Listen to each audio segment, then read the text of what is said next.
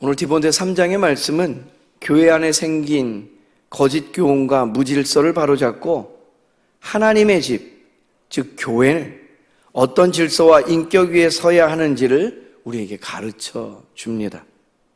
특히 교회를 세우는 지도력에 대한 이야기가 나오고요. 그 기반이 되는 교회의 정체성을 알면 어떤 인물들이 어떤 조건에 세워져야 되는지를 알 수 있다는 것을 우리에게 들려줍니다. 감독 그리고 집사라는 직분이 나옵니다. 하나님 나라의 일꾼에 대한 이야기죠. 그들의 자격은 어떤 일을 행할 수 있는 능력보다 오늘 디모데전서 3장의 말씀을 읽다 보면 인격에 있음을 알게 합니다. 곰곰이 생각해 보면 그렇습니다. 교회는 어떠한 조직이라기보다 하나님의 가족들이죠. 그 지도자에게는 가족의 본이 되는 모범이 되는 모습이 있어야 존경받고 질서가 세워지고 교회가 평안할 수 있다라는 이야기입니다. 그리고 이어지는 14절 이하의 후반부에 보게 되면 왜 이런 기준이 필요한가를 우리에게 들려줍니다. 교회가 뭔지를 다시 한번 설명해 주지요.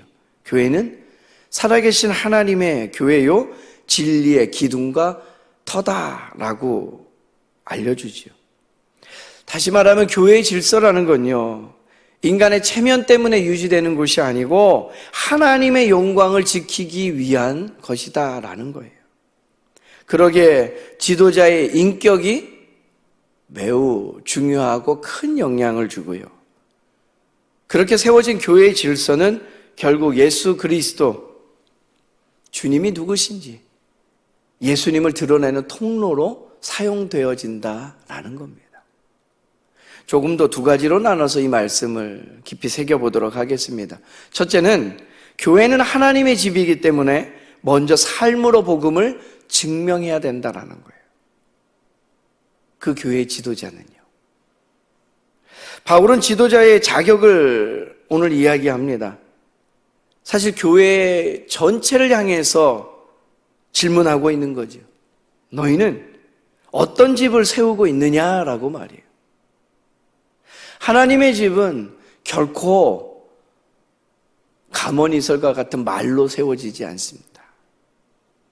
우리의 가정과 일상에서 그 교회를 구성하는 한 사람 한 사람 교회된 그 지체들을 통해 하나님을 닮아가고 하나님 편에 서는 경건, 이것이 교회를 떠받치는 힘이 됩니다.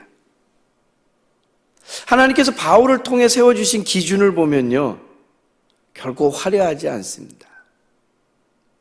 3절 말씀입니다. 그 지도자의 자격을 우리에게 이렇게 들려줘요. 한 목소리로 3절 말씀 읽겠습니다. 술을 즐기지 아니하며 구타하지 아니하며 오직 관용하며 다투지 아니하며 돈을 사랑하지 아니하며. 그 조건이 되는 말씀을 읽으면서 어떤 생각이 드십니까? 대단한 영웅을 선출하는 자리가 아닙니다. 아주 평범해 보이는, 누구나 할 수 있는 것 아닌가라는 생각이 들 만한 조건들이죠. 그런 일상을 살아가면서 하나님의 영이신 성령이 다듬어 가시는 평범한 성도의 거룩, 그것이 요청되는 사항이라는 거예요. 특별히 이어지는 4절의 말씀을 보면 자기 집을 잘 다스리는 사람을 이야기합니다. 이것은 어떤 권력 행사에 대한 이야기가 아니죠. 돌봄의 리더십에 대한 이야기입니다. 하나님의 교회의 지도자인데 가정을 잘 다스리는 사람이면 된다고? 우리는 질문할 수도 있습니다. 영적인 가족 공동체를 이끌어야 되는 사람이기에 육신의 가족을 돌보는 그 신뢰를 잃은 사람이 교회의 권위를 가지고 공동체를 세워나간다? 이것도 역설이라는 이야기예요. 야고보서 1장 25절의 말씀에 보면 말씀이 이렇게 기록돼요. 누구든지 말씀을 행하면 그 사람은 복이 있다라고 말이에요. 그러니까 신앙은 듣는 데서 시작되지만 지도자는 그 듣는 것을 행하는 것을 가지고 영향력을 미치거든요. 오늘 이 아침 우리 안에 주신 말씀을 가지고 일상에서 행하는 신앙으로 살아갈 수 있는 저와 여러분 되기를 바랍니다.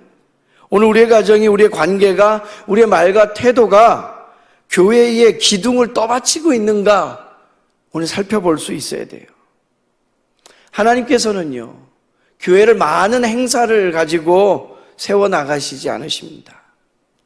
교회를 구성하는 한 사람 한 사람, 그 지체들의 인격 위에 든든히 세워나가시거든요. 오늘 교회된 우리가 먼저 삶으로 이 복음을, 예수 그리스도를 증명하며 살아갈 수 있게 되기를 간절히 소망합니다. 두 번째는요, 교회는 진리의 기둥과 터입니다. 그렇기 때문에 믿음의 고백으로 흔들림 없이 서 가는가, 이것을 우리가 살펴봐야 된다는 거예요. 오늘 14절 이하의 말씀에 보게 되면 바울은요, 지금 디모데가 목회하고 있는 그 에베소 교회에 속히 가기를 바라고 있어요. 그런데 만일 내가 지체될까 봐 이 편지를 성령의 감동하심에 따라 쓰고 있다라는 거죠. 도대체 그가 편지를 쓰게 된 이유가 뭡니까? 15절 말씀에 보면 하나님께서 바울을 통해 이 편지의 이유를 이렇게 들려주셔요. 하나님의 집에서 어떻게 행하여야 할지 그것을 알게 하기를 원한다라는. 교회 질서에는 목적이 있습니다. 예수 그리스도를 나타내는 복음, 그 복음이 흐트러지지 않게 하기 위해서. 15절 말씀에 하나님의 집에서 어떻게 행해야 할지를 알게 하기 위해서 먼저는 그 하나님의 집, 교회가 어떠한지를 알려줘요. 살아계신 하나님의 교회요, 진리의 기둥과 터니라. 교회는 더 분명히 진리 되신 예수 그리스도를 드러내야 되는 거예요. 그 예수 그리스도라는 터 앞에서 든든히 세우심을 받아야 되는 것이. 바울은 그 진리를 한 문장으로 우리에게 들려주고 고백합니다. 그것이 16절 오늘 본문의 마지막 절 말씀이에요. 우리 받들어 16절 말씀 함께 읽겠습니다. 크도다 경건의 비밀이요 그렇지 않다 하는 이 없도다. 그는 육신으로 나타낸 바 되시고 영으로 의롭다 하심을 받으시고 천사들에게 보이시고 만국에서 전파되시고 세상에서 믿음 받으시고 영광 가운데 올려지셨느니라. 아멘. 할렐루야. 예수님, 경건의 비밀, 경건이 무엇입니까? 하나님을 닮아가는 것. 우리의 믿음의 성장이 이루어지는데 비밀이 있는데 그것은 바로 예수 그리스도시라. 성육신, 십자가, 부활, 승천, 선포, 영광이 무엇인지를 나타내시는 분. 교회가 지켜야 할 핵심이 있다면 바로 이것이, 예수님이 누구신가? 예수님이 무엇을 하셨는가?